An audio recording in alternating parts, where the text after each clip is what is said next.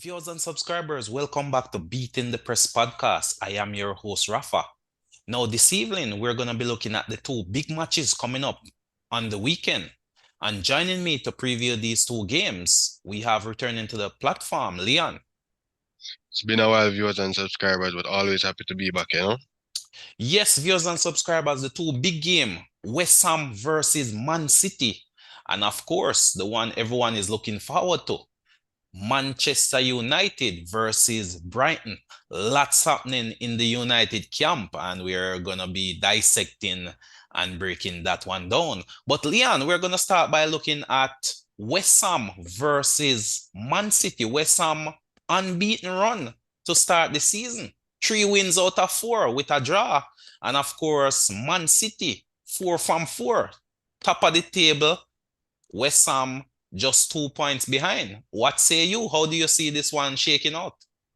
As you said, both teams undefeated. I think West Ham's been good. I know they had a rocky season last year, but they have started off well, and Man City doing the opposite. They normally come out of the block very slowly, but this season, even though they're not very fluid as much, or they're not firing on all cylinders, let's say, but they still manage to get some results, and this Man City team is looking dangerous already. And Yes, I mean, 4 from 4, and as you said, they're not firing on all cylinders. And I mean, you're 4 on the bounce and possibly a fifth in their sights come the weekend, you know. Yeah, you're pretty much leading the pack, and everyone is now chasing them down. And West Ham is off to a magnificent start. I'm sure David Moyes could not have asked for a better start to the season. You know, a few new signings coming in as well and making their impact. I mean, James Ward-Prowse comes to mind, relegated with Southampton, but we know the quality he has, especially from those dangerous set plays. And West Ham last year was the leading team in terms of goals from set pieces. So I'm thinking that is to continue this season as well. a match made in heaven. It was kind of surprising to me that even during the transfer season that no one was looking at James Ward-Prowse, because we know that definitely in the free kick situation you can almost look for a result from him. And as you said, it's a match made in heaven. I think West Ham relies heavily on their set pieces, and a set piece specialist from James Ward-Prowse. As we can see, I think he's assisted at probably 2 or 3 corners already for West Ham. As you said, it's a match made in heaven. Yeah, a very underrated player and oftentimes overlooked, even in the English setup as well. We see the likes of Calvin Phillips, who hasn't played a single game all season, still getting a call up for England, when James Ward-Prowse have been doing well since his introduction to West Ham. And right now, he is one of the first names on the team sheet. Suchek has been placed at the bench. Ward-Prowse coming in, pretty much taking his game. And we also saw the signing of Alvarez, the Mexican who once played for Ajax over there in Holland. He coming in as well, finding his feet in the middle of the park. And the other midfield man is, Paqueta.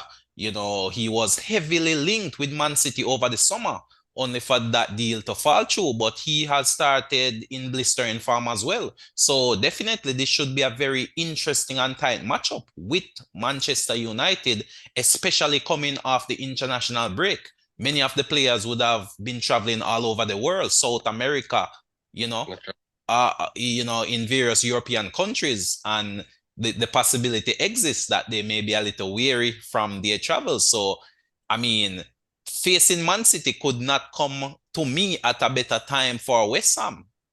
I mean, Given the international players that Man City utilize.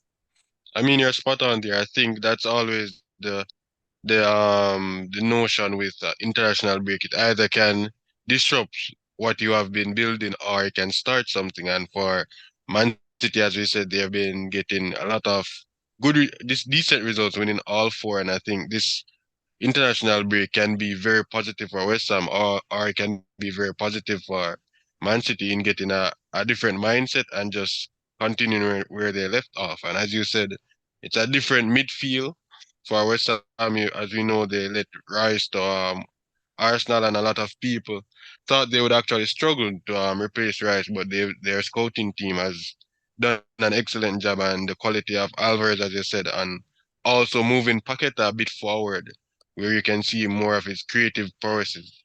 So I think it's a good looking midfield for West Ham for sure.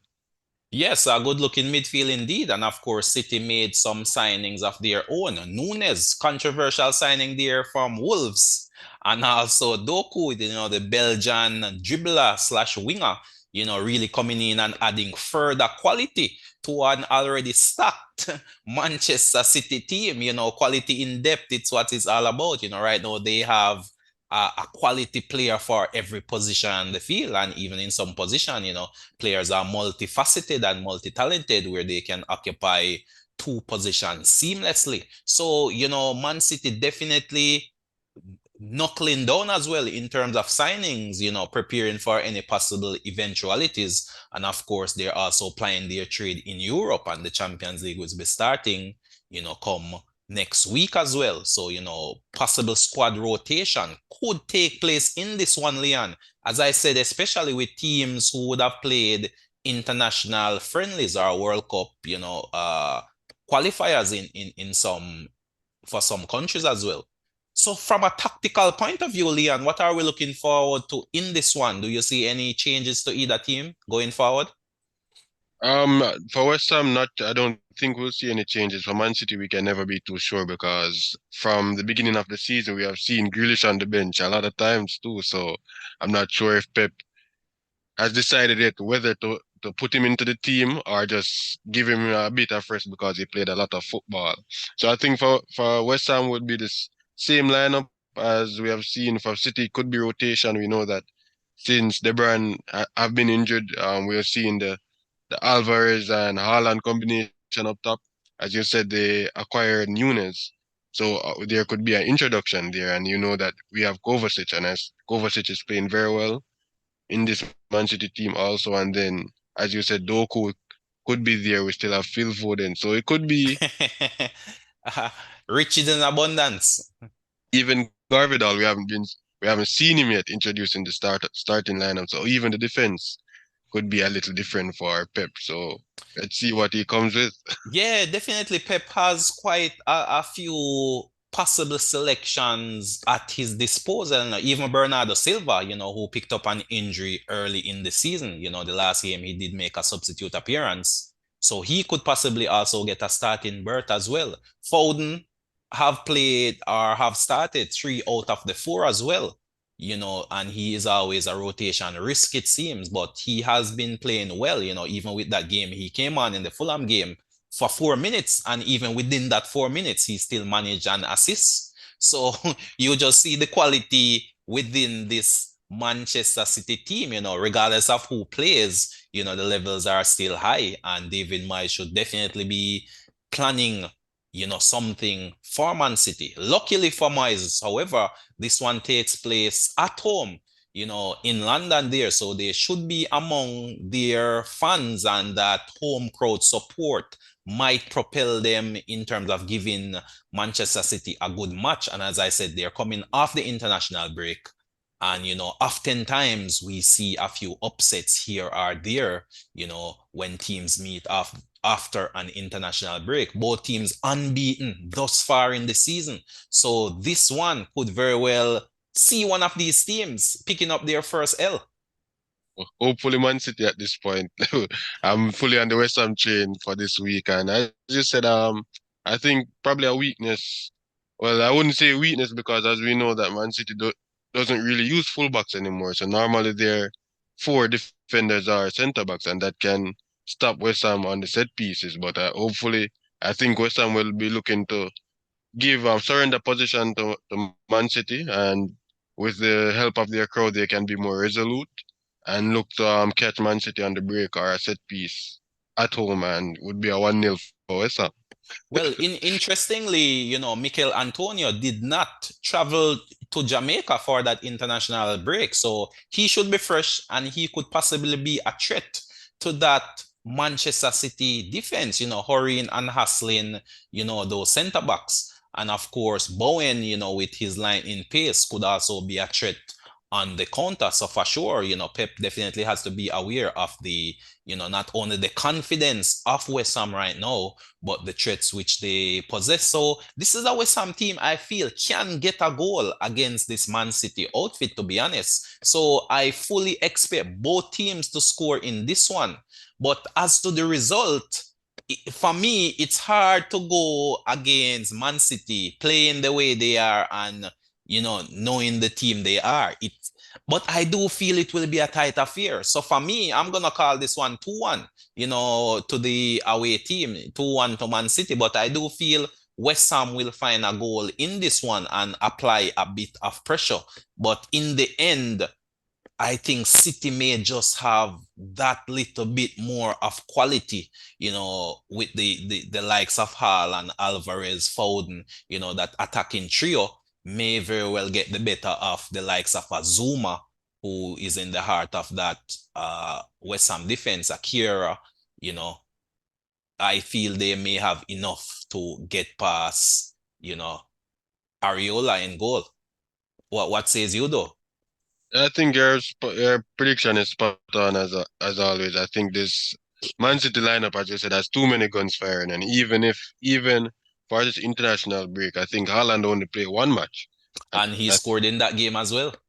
and I'm not sure if he finished it or anything, but he should be very rested for that match. And as you said, Man City always has a goal in them, but I think, as you said, it should be close. It can be a 1-0 to West Ham for me, especially because they're at home, and we know that these results are not unnormal for Man City at the start of the season. So I'll go on a betting man and be and try to get a 1-0 from West Ham this one. Yeah, it wouldn't surprise me, to be honest, to see an upset in this one.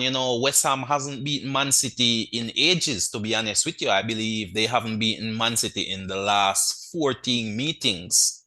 So the odds are against them in terms of, the historical results. However, as they often say, the ball is round, and this may very well be the prime occasion when they can get something past this resolute Man City team. Maybe Pep has Champions League in the back of his mind as well. That begins next week. So, with the combination of the international break, Champions League on the horizon, possible fatigue or weariness among players, maybe a little complacency having gone out with such a blistering speed out of the blocks. Yeah, Anything is possible. And as I said, I mean, the rest of the EPL will be looking on, hoping that Man City can drop some points. I mean, at some point in time, you don't expect them to win all 38 games on the trot, you know. So at some point, they will drop points here or there.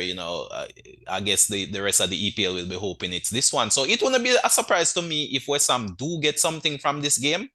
But I'm gonna back the numbers, so to speak. I'm thinking that the historical form of Man City versus West Ham will continue, and Man City will have too much for this West Ham team, even though West Ham should, you know, provide a solid fight. I don't believe they're gonna roll over, but I do believe it will be Man City taking the game to them, dominating possession as usual, trying to break down the defense, and then West Ham playing on the counter.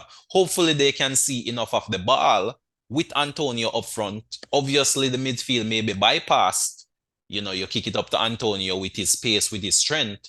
He holds off that Man City rear guard, the likes of Ake, Walker, etc., and bring other players like Paqueta, Bowen, you know, possibly a Ben Rama into play, and hopefully pinch a goal here or there, maybe win a few free kicks and corners, and bring the skill of award pros into the mix as well. So I mean, I'm sure, we're here touting Ward pros, but I'm sure Pep will be telling his players, don't create any fouls around the penalty area, because for I mean, this man, a free kick in any distance around the 18-yard box is like giving him a penalty. for sure, for This man is so lethal from the dead ball that anything around the 18 is like you're saying, hey, here is a penalty. Yeah, definitely, that's true. I think every time I watch like Ward-Prowse playing, definitely most of his free kicks are either on target or close by. So definitely they wouldn't want to give him any chance around there. But saying it and doing it is two different things. Because you know that different situations may arise where you need to have a tactical foul, and we know that Man City is the master of that. So if West Ham puts Man City under a certain amount of pressure, I think they will have opportunities opportunities as you say, and Ward Pros anywhere around the box, whether corner or free kick, will be a dangerous play. I think only Messi right now is probably more lethal than him, and I'm not sure Dog. about the statistics with that because at one point Ward Pros was scoring more than Messi per free kick. So Yeah, definitely. Active players right now, you would have to say Messi 1, Ward Prowse 2 in my book, when it comes to scoring from the dead ball. But this should be a very interesting watch, though, Leon. I'm definitely looking forward to this one. And, this is the game that I'm going to be tuning into, on that Saturday. Of course, the next big game that we have with us is also taking place at the same time, I believe, and that is Manchester United versus Brighton. Another very interesting and what should be an entertaining affair. But Leon, you're the Man City fan. I mean, the Man United fan. What says you about this one? I mean, lots happening over there in the Manchester United camp. Talk to us. much. I think Amazon Prime made a wrong decision. I mean, they lost out when they decided not to do a documentary on Manchester United at this point because there's too much going on right there. And I think if you think about each club's it's total polar opposites right now. If you're talking about a tight run ship, that's Brighton and Manchester United probably can't leave the shores at this point. We see the situation with Ten Hag and Sancho right now, and Sancho is out. Anthony's out, so both of our right wingers Oh, are they? what's happening with Anthony? What, he's injured? No, I think he has allegations. Let's just put it. Oh, so he has similar allegations to that of Greenwood. Yeah, they have similar allegations to that as Greenwood, but I think Ah, evidence came out, so I'm not sure on which side I lean right now. So it's best to just keep it at that. But I think it's not looking good for us on that wing per se, and I think this is probably a wrong game, wrong time. I would say. I think it's a very hard game coming off of the international break, especially with the news surrounding Manchester United. And a lose probably could send everything, send the ship downwards in terms of like panicking situation. So I hope hopefully the players don't let the noise around them distract them and they're fully focused on this extra, I would say. yes, I'm gonna jump the gun though, Leon. I'm gonna say I don't see Manu winning this one. That's just my feeling. With the injuries and with the way Brighton is playing and with the players who are missing from United as well.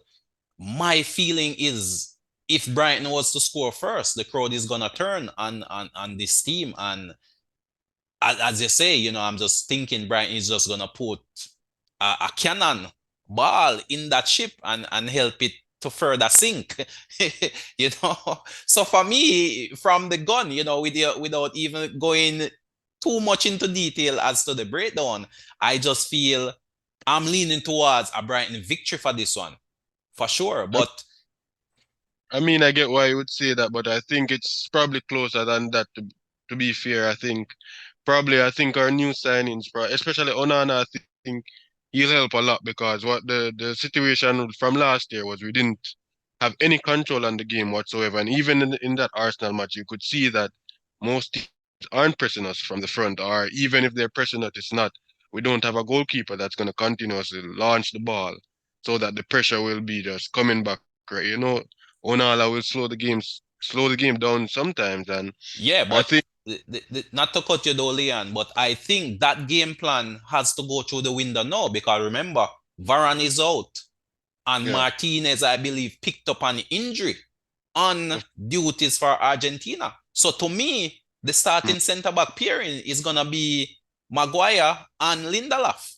And we all know that Maguire isn't the best on the ball. And you do know Brighton is a pressing team.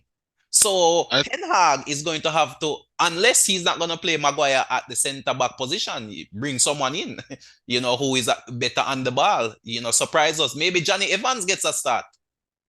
I think for Martinez for sure. I'm not sure what his situation is because he was injured from the Arsenal match, but he left Yes, he left to go and play with the national team, but he didn't. I don't think he got any minutes because of that injury scare. So right. he might or might not be in time for this match. And I think outside of that, it'd probably be Lindelof and Maguire, as you say, or Lindelof and Evans. And as you said, it's but not but very this would be an inspiring. embarrassment, Leon. I mean, the big England international, what, sixth choice now at Manchester United And after being stripped of the captaincy over the summer? But England international by what? Is only because Gareth Southgate is persisting with him because naturally, Rafa, he hasn't played a lot of ball for over the past 2 years. So what is getting him picked for that English Yeah, national? that's a very critical question there, but he continues to be selected by the England coach, and we saw over the break that he got the start for England, or he came on in that game only to then end up scoring an own goal. And of At some course, point, the fans got on his back, the opposition fans. And if he starts against Brighton and things don't go well, again, he may be looked at as the scapegoat for this Manchester United team. Manchester United is always has someone to blame. And it seems now the hat is now squarely on the head of Maguire if he does play and doesn't play too well. So it will be definitely interesting to see who starts at centre back. Obviously, it won't be the first choice pairing. So I'm going to be looking to see what sort of stopgap measure Ten Hag comes up with in terms of that centre back pairing. And of course, the two centre backs that Ten Hag likes to use are, as you mentioned earlier, ball playing centre backs who can coordinate with the keeper, slow the game down and build it from the back. Of course, Brighton will be looking to press them high, try to pinch it, try to win it high, and of course, launch their own attacks very early as well. So that should be an interesting scenario up front there. And of eh, course, on the wing, as you mentioned, you're now without Sancho, you're now without Anthony. So who's gonna take that position in terms of the Manchester United offensive? I think with Sancho and Anthony, it's not like both of them were really playing that dominantly anyway. So Mm. it will be a miss just for body's sake. But I think I've seen Ten Hag put Bruno there at some point. I think we have Pelestri there, the Uruguayan international. I think he got some minutes in preseason. Ten Hag chose not to loan him out this season, so he probably has some faith in him naturally. So I think you can. I'm excited to see if he would start because we know that our young striker is probably going to start that match, and Pelestri is more of the traditional winger in sense he's a right footer playing on the right wing, so he'll be looking to put that ball more in the box other than Anthony, that who's always looking to cut in and shoot, and that would be another option for our striker. And we have probably for the midfield. The midfield, I would probably look for him to put Amrabat and probably Casemiro there. Oh, but Amrabat is out with an injury, back injury, I'm hearing. No, that's the media. That's the media. I think Oh, so you're saying Amrabat should might get the start in this one, the new signing, Moroccan or if not the start, he should see some minutes. I feature. He think should see some minutes. injury Mm, scare in he had an injury scare in the international break, but it was purely precautionary because of his new transfer to Manchester United. So the mm. coach said he was going on a new adventure. So just precautionary, they Okay. took him out So technically, then in the Manchester United should be your usual trio: Casemiro, Ericsson, Bruno to start. in the midfield. Right. Yeah, probably because I think Mount is injured, right? So Yeah, more Mount than is likely, injured, definitely. only surprise would be probably Amrabat in there instead of probably Ericsson. Or Mm. if or if he's using Bruno on the right wing, then you would see Ericsson more forward, and then you'd have the three of Ericsson, Casemiro, and Amrabat in there. So that's Okay. Ah, Yes. interesting. But on the Brighton side now, Leon, we know Brighton has been playing well, have started the season quite well. I believe they've scored, are tied with Manchester United, having scored the most goals thus far. And Manchester United. I So, mean, Manchester City having scored the most goals. And we see them playing some really fluid, flowing, uh, tiki-taka type football, very good on the eyes. We very see good. them signing the likes of a Fati from Barcelona, who probably should get some minutes in this one. Talk to us about Brighton, Leon. I mean, what has them playing this way?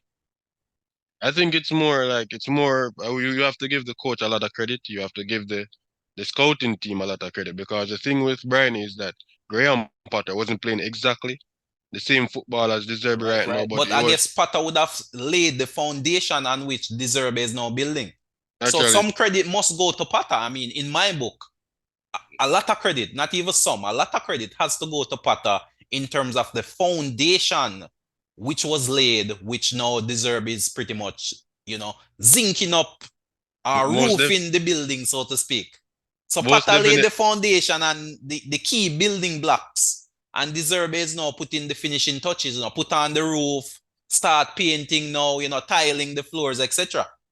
just the finishing. Most definitely Potter had set the foundation for De Zerbi, and that's why I have to give the a lot of credit to the Brighton technical staff also and their scouting department because what they did was they get a coach that has a similar vision to replace Potter. So most of their players are already technically capable Mm, to play the football that the Zerbi wanted to play. So he didn't have to go into Brighton and start getting rid of players because they are right. not A technically capable. continuity exists.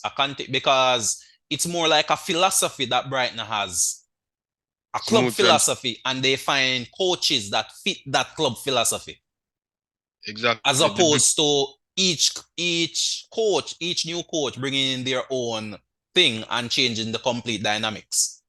You would have players of different technical or tactical capabilities in one squad, Right. like how we see with Chelsea, like how we see with United. Okay. Yeah, definitely. So there's a bit of a disjointedness before that new coach get his type of players and now able to play his type of football. But Leon, the question begs then, is this now Ten Hag's team? Has he now been given enough time to play his type of football? Or he needs more time yet? For me, I think he definitely needs more time. I was scrolling on Twitter the other day and I saw that more half of Ten Hag signing that he has gotten are loan signings. I mean, as a club at Manchester United caliber, I don't think that's very. Who are some of the players who would have fallen into that category? Remember, we have Sabitzer, we have Weghorst, Amrabat is a loan signing. Okay, got you. Yeah, yeah. Most That of that's a shrewd point there. and most of his first choice signings we didn't get because remember Gakpo was one of his signings. I think And Gagpo is now at Liverpool. De Jong was one, and I think Gravenberch was one also. And Oh, there's a lot, and even the right back at I think it's Inter Milan. What's his name? I forgot his name. I think it's Inter Milan or AC Milan. There's a right back that he wanted. So most of his choices were like most likely second choice. And right. even then, you can see right now if you look in the team per se. I think if you look at Arsenal, Arsenal took probably like 4 years before they actually started to play Mm, Arteta ball. So for Ten Hag, I think what I'm looking most forward to this season, we definitely need to see some like glimpses or more glimpses than last season. Like have more fluidity on the ball. The players should know what they're doing instead of not looking like they're just playing together for the first time. So since in his second year there should be progress, but I don't think we should expect like Ten Hag's type of football right now. Or probably mm. next season we be more closer towards it or the season after, I would say. Got you, got you. Well, I mean, from a tactical point of view now, Leon, I mean, I'm expecting Brighton, even though Brighton is playing away from home, to still dominate possession. I'm expecting them to really pass the ball around, maintain possession. And it is almost as if Manchester United will be at home, but I expect them to play as if they were playing away. soak up pressure and then play on the counter attack. Do you think that's the way the game will shape out as well? I mean, in some sense, you're right, but I think the a key difference I noticed with Manchester United this season, I think their counter pressing is way better. I think they lead the Premier League for, I think, winning the balls back in the final third, because Ten Hag did an interview where he said he wanted to be the best counter-attacking team or transition team in the world. So I think his philosophy at Manchester United will be more on like transition play. So I think you will see Manchester United trying to press Brighton higher, because we know that Brighton is going to play from the back. Yes, and definitely Brighton has this style of actually inviting the press.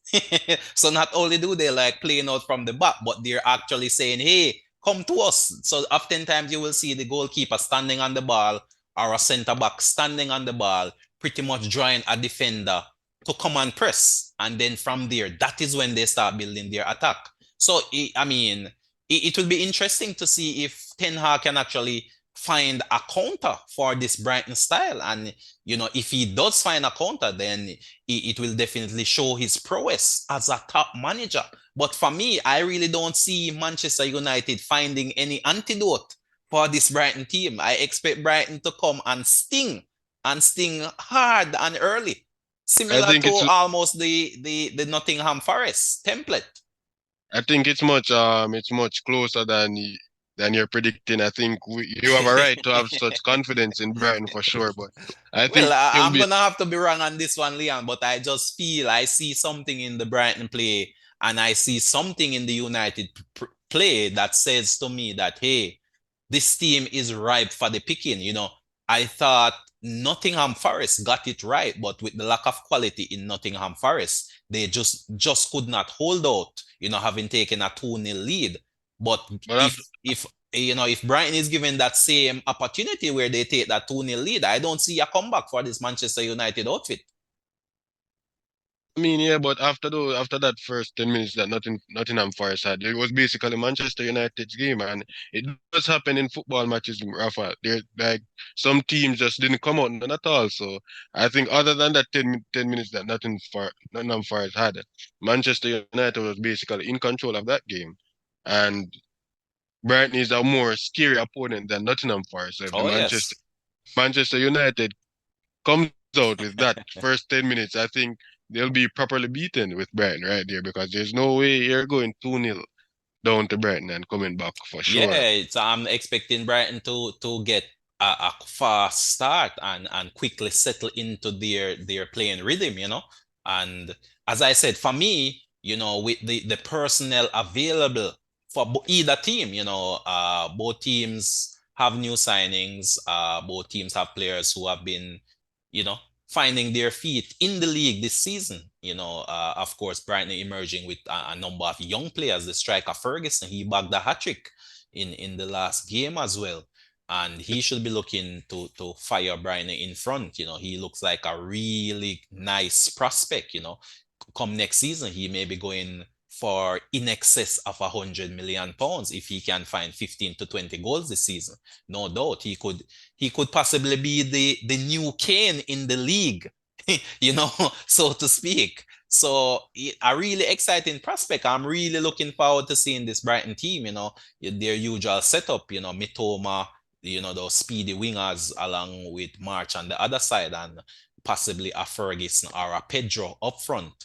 And of course, in the middle of the park, you have the steady grass. You might see a Lala and a bit more technical player. And of course, veterans such as Milner may yet play a role in this team, especially in an away game of this magnitude. That experience in the Premier League may come into play. And, De Zerbi might just go with a rich blend of youth and experience for this one. But in terms of your score prediction, Leon, how do you see this one playing out? You're now on the chopping block. Let us hear what you think will be the final result.